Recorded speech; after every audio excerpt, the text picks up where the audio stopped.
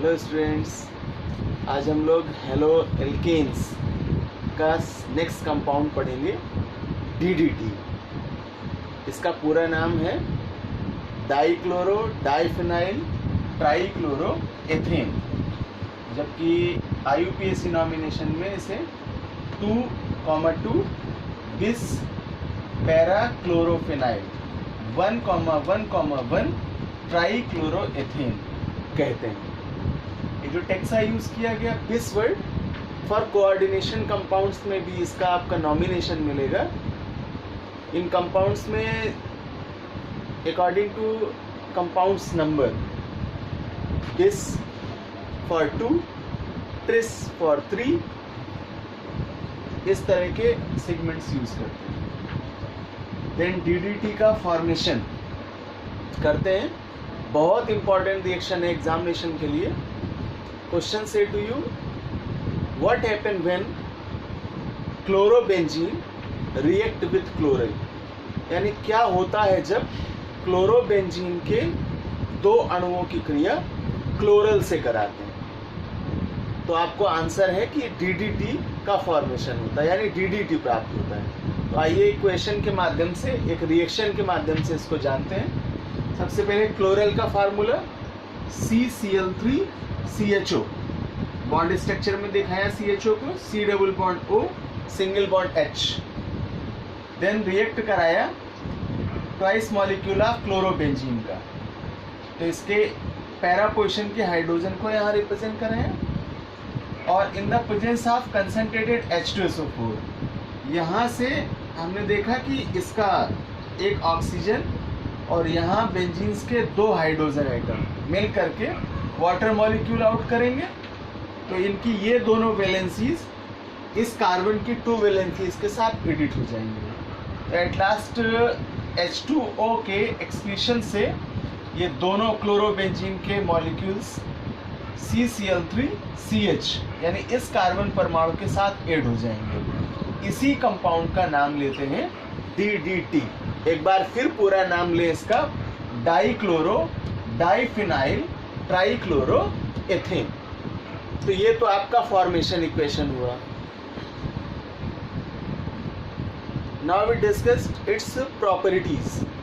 अब हम इसके गुणों के बारे में आपसे बात करेंगे और इस कंपाउंड का लेआउट आपको सॉर्ट टाइप के क्वेश्चंस में मिलेगा, जिसमें पूछा जाएगा कि DDT का पूरा नाम लिखिए, इसके निर्माण का रासायनिक समीकरण लिखिए और इसके प्रॉपर्टीज तथा यूजेस बताइए, यानी गुणधर्म और उपयोग बताइए।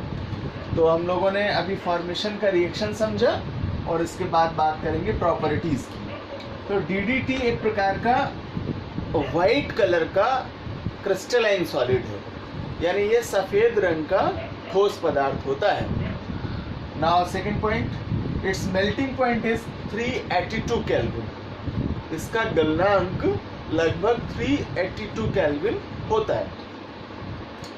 It is unsolvable in water, यानी लगभग जल में अविलेय रहता है, but solvable in organic solvents. लेकिन कार्बनिक विलायकों में यह विलेय हो जाता है, अर्थात जल में तो अविलेय रहता है लेकिन कार्बनिक विलायकों में विलेय हो जाता है। Then it is an strong pesticides, यानी एक प्रकार का शक्तिशाली कीटनाशक पदार्थ है, अर्थात बहुत से harmful insects specially in farming area, यानी कृषि के क्षेत्र में जो हानिकारक कीट हैं उनको नाश करने के लिए या उनका नष्टीकरण करने के लिए ये जाना जाता है। Then it is not as a biodegradable, यानी ये जैव अपघट्य नहीं होता। तो अब बात करूंगा आपसे DDT के यूजेस की। 2 बेस्ट यूज है इसके।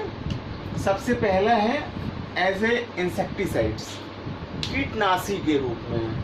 तो आपको बताऊं कि जो आर्थ्रोपोड्स इंसेक्ट्स हैं, like as a mosquito and bee, यानी मक्खी मच्छर और छोटे इंसेक्ट्स जो कि हानिकारक हैं, उनको मारने के लिए कीटनाशक पदार्थ के रूप में इसका उपयोग किया जाता है। नाउ सेकंड पॉइंट, इन फार्मिंग, कृषि के क्षेत्र में पेस्टिसाइड्स को मारने के लिए फसलों में बहुत से हानिकारक कीट जब लग जाते हैं तो वे उन्हें नष्ट करते हैं, तब इस DDT का उपयोग as a solution with water, यानी पानी के साथ घोल करके इसका विलयन बनाते हैं और देन उस सॉल्यूशन को फॉक करते हैं एज ए पेस्टिसाइड किलर के रूप में।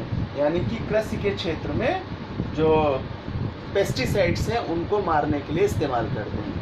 एक दो और व्यूज़ हैं जिनको बताऊं आपको कि बहुत स्ट्रॉन्ग टाइप का इंसेक्टिसाइड्स किलर है या पेस्टिसाइड किलर है, बट इसके बाद भी इसका यूज़ बहुत ज़्यादा सेफ नहीं है। तो कुछ कंट्रीज़ ने इसको बैन भी कर रखा है, जैसे USA में इसको बैन कर रखा है। उसका reason, if quantity is not sufficient in farming area, यानी अगर इसकी मात्रा का उचित उपयोग न किया जाए कृषि के क्षेत्र में तो कई बार ये रेन वाटर के साथ में आपका ये एज ए पॉइजनेबल वाटर बन करके जो वाटर सोर्सेज हैं उनमें मिल जाता है और एक तरह से वाटर पोल्यूटेंट का वर्क करता है। ये जितने भी एक्वेटिक एनिमल्स हैं उनके लिए मोर देन डेंजरेबल, यानी एक तरह से उनके लिए बहुत ही हानिकारक पदार्थ बन जाता है। इसलिए इसका जो उपयोग है वो बहुत ही निश्चित मात्रा में कृषि के क्षेत्र में करना चाहिए। तो एक बार फिर से रिएक्शन का आपको रिव्यू करा दें जो कि मोस्ट इम्पॉर्टेंट है। सबसे पहले क्लोरल CCl3CHO और ट्वाइस मॉलिक्यूल ऑफ क्लोरोबेंजीन लेते हैं in the presence of concentrated H2SO4। Then इसको रिएक्ट कराते हैं तो ये ऑक्सीजन दोनों हाइड्रोजन एटम्स के साथ में मिल करके वाटर मॉलिक्यूल को रिमूव करता है। अब देखिए यहाँ पर क्लोरोबेंजीन के ट्वाइस मॉलिक्यूल्स हैं और इसकी जो वैलेंसी फ्री हो रही है इस वैलेंसी को ऐड कर लेगा ये कार्बन का एटम C, और प्रत्येक कार्बन की वैलेंसी कितनी होगी 4, तो अभी 2 वैलेंसीज हुई।